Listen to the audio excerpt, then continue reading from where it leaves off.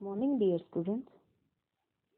In last online video, we have learned about the LCM of the given numbers, यानी कि least common multiple LCM। उसके साथ ही हमने देखा GCD और HCF किसे कहते हैं। आज हमें इस चैप्टर का लास्ट टॉपिक देखना है, जो कि है the use of LCM and HCF।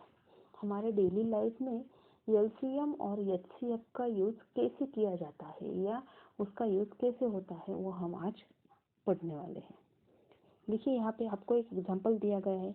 उस एग्जांपल में वो एग्जांपल पढ़ती हूँ। क्या है इस एग्जांपल में a shop sells 450 gram bottle of जाम।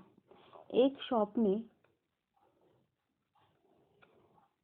450 ग्राम जाम की बोतल सेल्स की, मतलब एक जाम की बोतल थी, जाम की 450 ग्राम बॉटल, 450 ग्राम की हर एक बोतल जाम की, वो उसने कितने को बेची? 96 रुपीज़ में।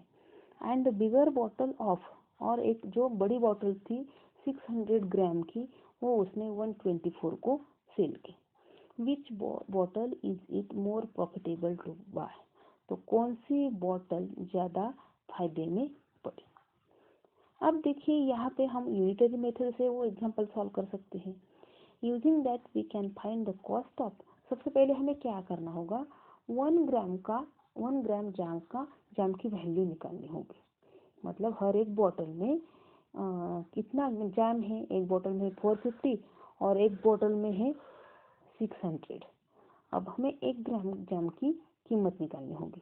The calculation is easier if we use. ये कैलकुलेशन बहुत ही इजी है जब हम bigger common factor rather than a smaller one. जब हम सबसे बड़ा नंबर स्मॉलर से सबसे पहले यूज करते हैं तब। देखिए, let us use 150 the HCF of 450 and 600 to compare.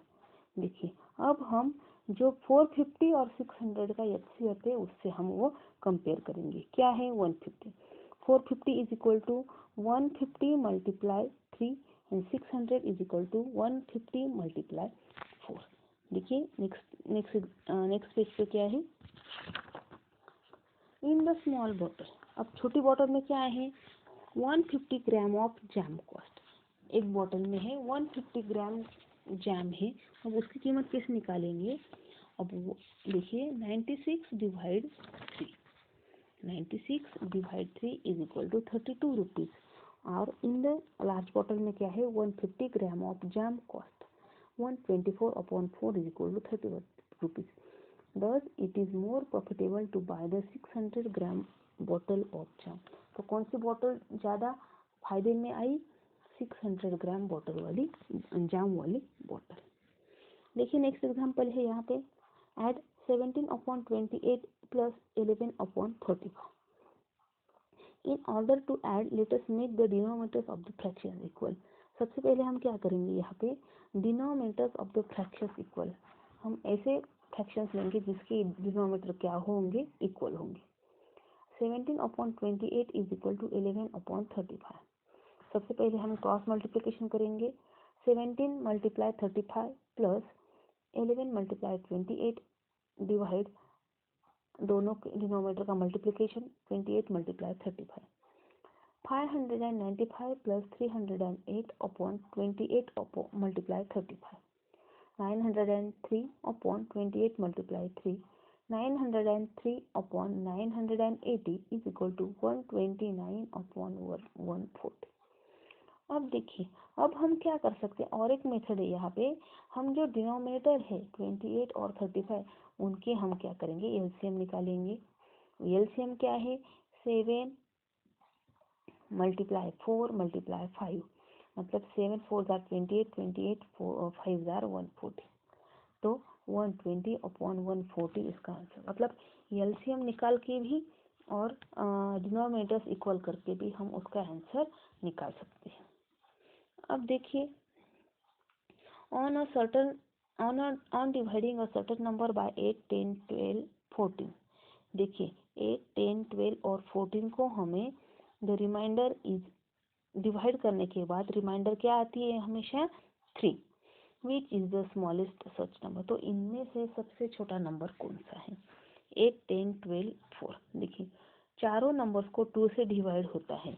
2 4 jar 8, 2 5 jar 10, 2 6 jar 12, 2 7 jar 14। अब नीचे 4 5 6 7, 2 2 जार 4, 5 को डिवाइड नहीं होता है। 2 3 जार 6 और 7 को भी डिवाइड नहीं होता है, मतलब 2 5 3 7। एलसीएम कैसे आएगा? 2 मल्टीप्लाई 2 मल्टीप्लाई 2 मल्टीप्लाई 5 मल्टीप्लाई 3, मतलब तीनों 2 मल्टीप्लाई 5 मल्टीप्लाई 3 मल्टीप्लाई 7। आंसर क्या हुआ? 840। To the LCM we add the remainder obtained every time that the number LCM plus remainder is equal to 840 plus 3 is equal to 843। उसी तरीके से हम 16, 20 और 80 का भी LCM निकाल सकते हैं। 16 के फैक्टर्स 2 मल्टीप्लाई 2 मल्टीप्लाई 2 मल्टीप्लाई 2, 20 के फैक्टर्स 2 मल्टीप्लाई 2 मल्टीप्लाई 5, 80 के factors 2 multiply 2 multiply 2 multiply 2 multiply 5 और LCM 4 multiply 4 multiply 5 is equal to 80। हमेशा ध्यान में रखिए, if the greatest of the given number is divisible, जो हमें सबसे बड़ा हमें नंबर दिए जाते हैं उनमें से अगर जो सबसे बड़ा नंबर होता है is divisible by other numbers, जो कि दूसरे नंबर को डिविजिबल होता है, then the greatest number is, तो जो ग्रेटेस्ट नंबर है वो क्या होता है? उनका एलसीएम होता है।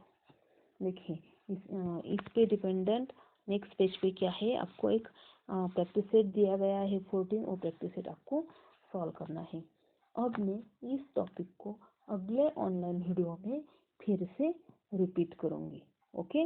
और साथ में आपको जो प्रैक्टिस सेट 14 में आपको जो क्वेश्चंस डिफिकल्ट लगे हो वो भी एक क्वेश्चंस में आपको वहाँ पे सॉल्व करके